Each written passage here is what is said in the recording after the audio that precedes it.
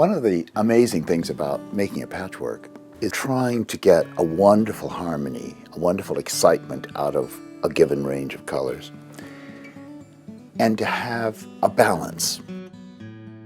Brandon and I collaborate on work all the time. It speeds things up. Otherwise, you're sitting there trying something, thinking, is it right, is it right? And when I start to do something, I say, Brandon, come and look at this. So it's very reassuring. We do it for each other.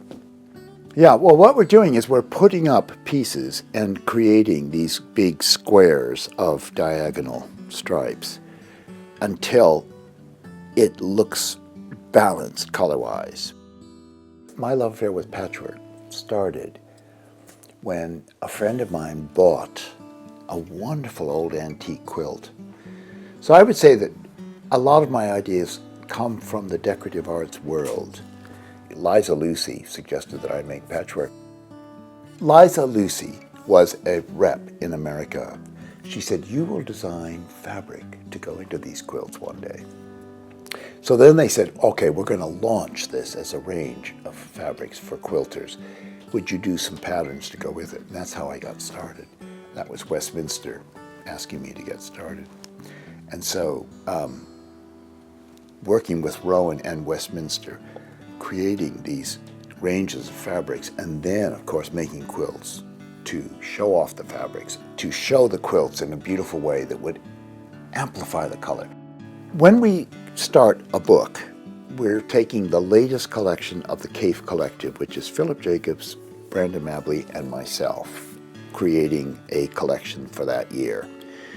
And we take those fabrics, put them into quilts, then we take that quilt to a wonderful location, and we try to find a location that has a lot of variety. So we've got wonderful colored walls, we've got a bit of gardenness, we've got landscape, we've got this and that, all within a range that we can fly to and have a billet on the edge of it and just walk around this location and get all of our shots.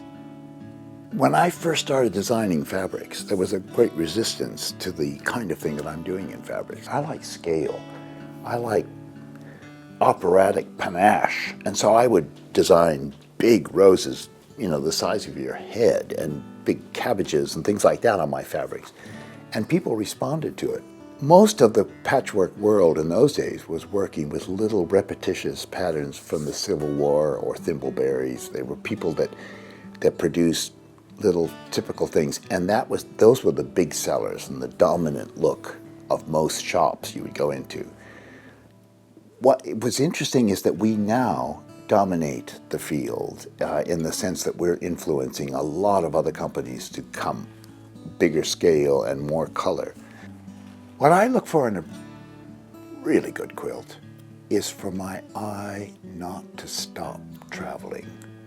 I want to look at it and have my eye wandering around and not fall into a black hole or into a bright light. So that I want an evenness of attention.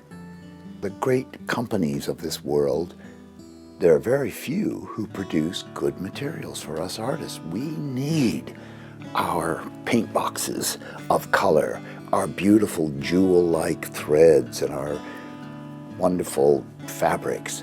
So I am so enamored of anybody that puts in the time and everything that has to be in place in order to produce a beautiful market of fabrics that keep coming year after year and allow us to be creative and travel the world and make our books.